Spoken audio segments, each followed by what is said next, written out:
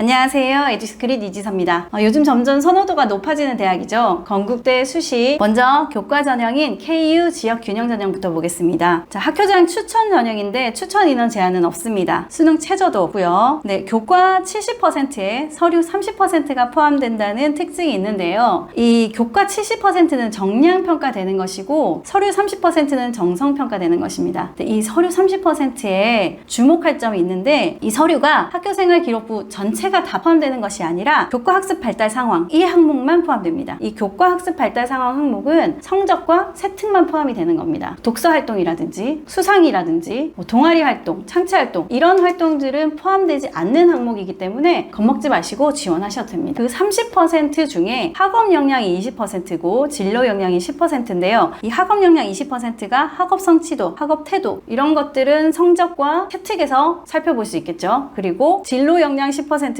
전공 관련 교과 이수 노력이라든지 전공 관련 교과 성취도를 보는데 진로 선택 과목이 정성평가로 포함이 됩니다. 거기서 이수 노력과 교과 성취도를 알아볼 수 있겠죠. 진로 선택 과목이 내 전공과 관련이 있는지 그리고 A를 받았는지 A를 받았다면 원점수를 보게 될 거고 그리고 A를 받은 학생들의 비율이 80%, 50% 이렇게 많다면 그냥 다 A를 줬구나 이렇게 생각하겠지만 10%, 20%인데도 불구하고 A를 받았다 하면 좀 더 유리한 점수를 얻게 될 겁니다. 만약에 건대 교과를 지원하려고 하는데 세특 관리가 하나도 되어 있지 않다. 이번에는 건대 교과를 쓰시면 안 됩니다. 하지만 세특만 어느 정도 관리가 되어 있다면 이 서류 때문에 너무 겁먹고 지원을 망설일 필요는 없을 것 같습니다. 그리고 두 번째로 종합 전형인 KU 자기 추천 전형을 보시면 1단계 서류 100%로 3배수를 뽑고요. 2단계는 1단계 서류의 70% 성적을 반영하고 면접 30%를 반영해서 뽑게 됩니다. 이 면접 30%는 서류 기반 면접입니다. 이 서류 기반 면접이라는 건 내 서류가 진실성이 있는지 이런 것들을 확인하는 것이기 때문에 미리 철저히 준비하신다면 그렇게 어렵지는 않을 겁니다. 그리고 수능 최저는 없고요. 자기소개서가 포함되어 있죠. 세부 항목을 보자면 학업 역량 30%, 진로 역량 40%, 공동체 역량 30%인데 이 학업 역량에서 아까 교과에서는 보이지 않았던 탐구력, 진로 탐색 활동과 경험 이런 것들이 포함되어 있죠. 왜냐하면 교과는 아까도 말씀드렸듯이 학습 발달 상황 항목 그것만 포함되기 때문에 탐구력, 진로 탐색 활동 경험 이런 것들은 포함되지 않은 겁니다. 그 종합에서의 서류와 교과에서의 서류가 서로 다르다는 것을 확실히 비교해 보실 수 있겠죠. 그리고 아무래도 학생부 종합은 전공 적합성이 좀 더 비중을 보기 때문에 진로 역량이 40%가 포함이 되죠. 이렇게 보시면 될 것 같고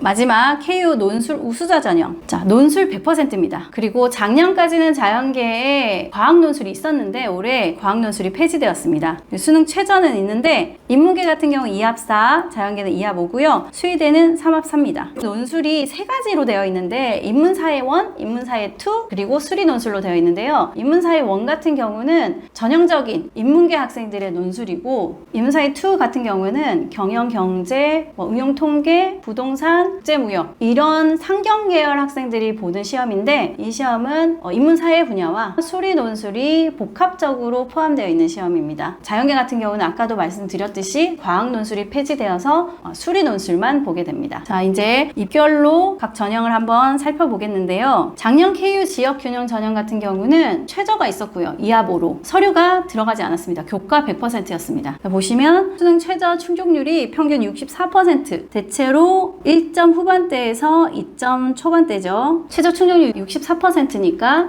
10명 중에 6명은 붙고 4명은 떨어졌다고 볼 수 있는데 그럼에도 불구하고 평균 점수와 최저 점수가 거의 차이가 많이 나지가 않습니다. 그렇다는 것은 이 점수대에 학생들이 모여있고 빠져나간 학생이 그렇게 많지가 않아서 선호도가 아주 높다는 것을 알 수 있습니다. 그러면 2021년 같은 경우에 자, 학생부 종합이지만 KU 학교 추천 전형 같은 경우 교과가 30% 포함된 전형이 있었습니다. 2022년 교과의 평균 점수와 차이가 많지 않아요. 1점 후반대에서 2점 초반대에 모여 있는데 중어 중문고는 2.8로 조금 컷이 낮네요. 그리고 최저는 차이가 많이 납니다. 서류가 70%나 포함되었기 때문에 이렇게 차이를 보이고 있고 이 5.6이나 5.5 이런 학생들은 승목자사고 학생일 겁니다. 그런데 올해 같은 경우는 서류가 30% 포함되는데요. 이 서류가 30% 포함된다는 건 컷이 내려갈 분명한 중요한 요인이긴 합니다. 수능 최저가 또 없어졌어요. 수능 최저가 없어졌다는 건 컷이 올라갈 요인입니다. 그러면 서류가 30% 포함된다는 건 컷이 내려갈 요인이고, 수능 최저가 없어졌다는 건 컷이 올라갈 요인인데 어떤 게 더 큰 영향을 미칠지 한번 생각해 봐야 되는데요. 여기서 중요한 건 서류 30에 아까도 말씀드렸다시피 교과학습 발달 상황만 포함이 됩니다. 그렇다면 건대 교과에 지원한 학생들의 세택의 차이가 많겠느냐? 제가 보기엔 그렇게 크지는 않을 것 같아요. 자, 그러면 작년 학생부 종합 입결을 보도록 하겠습니다. 보시면 평균은 2점 중반대에서 이렇게 4점 초반대까지도 분포하고 있죠. 이렇게, 그쵸? 2점 초반대도 있습니다. 이렇게. 근데 최저를 보시면 점수 차이가 많이 나요. 이렇게 7점대도 있고요. 5점대 대부분이 특목자사고 학생들일 겁니다. 보통 일반고 학생들이 KU 자기추천 전형에 지원을 하고자 한다면 평균 점수보다는 조금 더 보수적으로 자기 점수를 보셔야 되고, 그리고 서류 준비가 잘 되어 있어야지 지원이 가능할 것 같습니다. 논술 점수를 보시면요, 최저 충족률이 61%가 10명 중에 6명이 충족하고 있는 건데 이것도 아주 높은 편입니다. 그리고 논술 평균 점수를 보시면 거의 7, 80점대. 자, 90점대도 많죠. 7, 8, 90점. 여기까지 건국대 수시 전형에 대해서 알아봤는데요.